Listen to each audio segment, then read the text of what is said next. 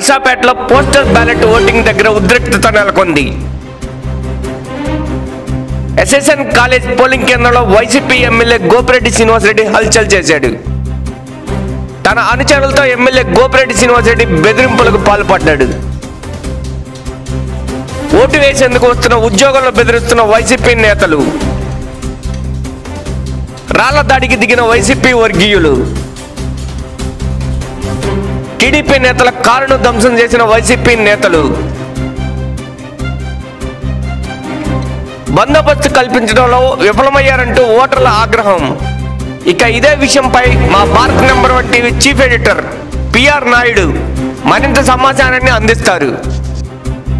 వెంకట, ఈరోజు పల్నాడు జిల్లా నరసరావుపేట పట్టణంలో పోస్టల్ బ్యాలెట్ నిన్నటి నుంచి కూడా కొనసాగుతున్నటువంటి పరిస్థితి కనపడుతుంది. పోస్టల్ బ్యాలెట్ లో ప్రభుత్వ ఉద్యోగులు స్వచ్ఛందంగా ఓటు వినియోగించుకుంటున్నటువంటి పరిస్థితి కనపడుతుంది. ఈ నేపథ్యంలోనూ నిన్నటి నుంచి జరుగుతున్నటువంటి పోస్టల్ బ్యాలెట్ ఓటర్ల పైన కూడా దృష్టి పెట్టారు. ఏదైతే స్థానిక ఎమ్మెల్యే గోపిరెడ్డి శ్రీనివాస్ ఏదైతే వైసీపీ గూండాలతో కూడా మరి ఒక్కసారిగా కూడా అటు పోస్టల్ బ్యాలెట్ అధికారుల పైన అదేవిధంగా టీడీపీ కార్యకర్తల పైన తీవ్ర స్థాయిలో దాడి చేసినటువంటి పరిస్థితి కనపడుతుంది. అయితే మొత్తం 4 వ్యక్తులకు కూడా దాడి చేసినటువంటి పరిస్థితి, టీడీపీ కార్యకర్తలకు తీవ్రంగా గాయాలైనటువంటి పరిస్థితి కనపడుతుంది. అయితే వైసీపీ ఎమ్మెల్యే ఎవరైతే గోపిరెడ్డి శ్రీనివాస్ రెడ్డి ఉన్నాడో ఏదైతే మరి ఒక్కసారిగా కూడా దాదాపు 200 మంది కార్యకర్తలతో కూడా అక్కడ చేరుకొని ఆ ప్రభుత్వ ఎంప్లాయీస్ ఎక్కువగా మరి ఈ రోజు ప్రభుత్వానికి వ్యతిరేకంగా ఉన్నటువంటి నేపథ్యంలో అది ఓర్చుకోలేక కూడా పూర్తి స్థాయిలో మరి అటు అక్కడ ఉన్నటువంటి పోస్టల్ బ్యాలెట్ ఓటర్స్ ని భయపెట్టే విధంగా అదేవిధంగా అక్కడికి ఎవరైతే మరి గోపిరెడ్డికి సంబంధించినటువంటి అనుచరుల్ని అడ్డుకోవటానికి వచ్చినటువంటి కార్యకర్తల పైన తీవ్ర స్థాయిలో కూడా విసుగుపడినటువంటి పరిస్థితి ఉంది.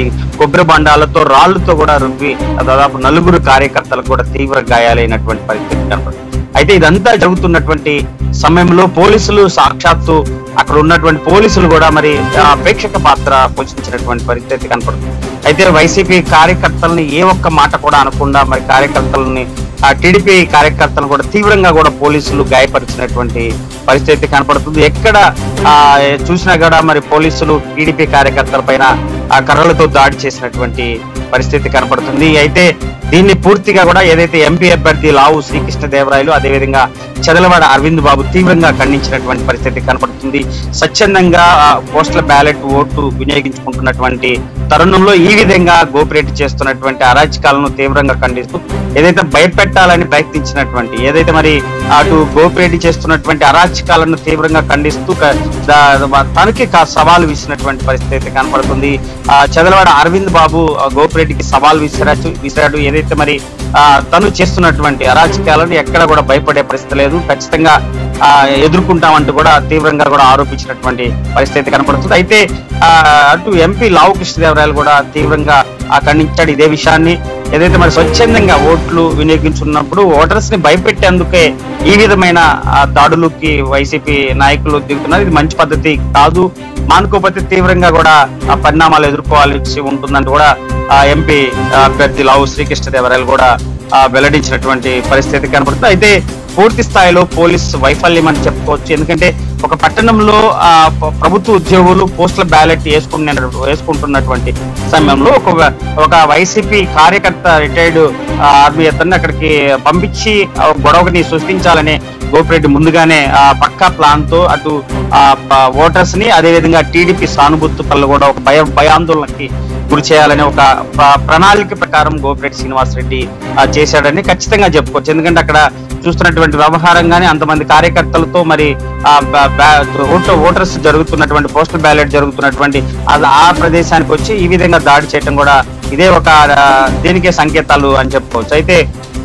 దీనిపైన పూర్తి స్థాయిలో పోలీసుల 1 టౌన్ సిఐ ఉన్నాడో ఏదైతే మరి పూర్తి స్థాయిలో వైసీపీకి అనుకూలంగా పనిచేస్తున్నటువంటి పరిస్థితి అక్కడ కళ్ళకు కట్టినట్టు కనపడుతుంది.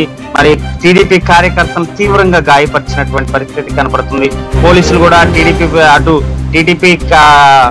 కార్యకర్తలపై అటు వైసీపీ కార్యకర్తలు అదేవిధంగా పోలీసులు కూడా తీవ్ర స్థాయిలో దాడి చేసినటువంటి పరిస్థితి కనపడుతుంది.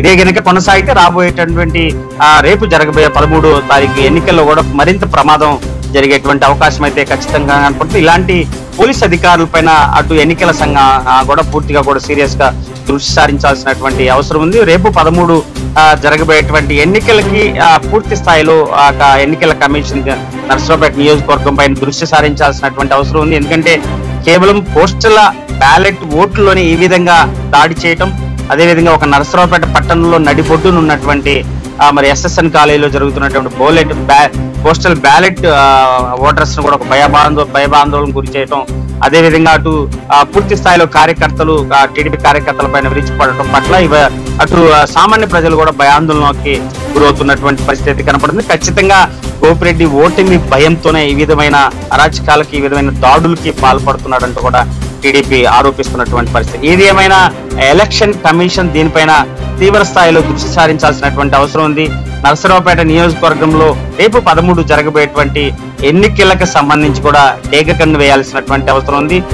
ఏదైతే సంస్కారాత్మక గ్రామాలు, ఏదైతే మరి గతంలో జరిగినటువంటి గొడవల్ని దృష్టిలో పెట్టుకొని ఖచ్చితంగా దీనిపైన ఎన్నికల అధికారులు అటు రాష్ట్ర స్థాయి, జిల్లా స్థాయి పోలీస్ అధికారులు దృష్టి సారించాల్సినటువంటి అవసరం ఎంతైనా ఉంది. వెంకట్.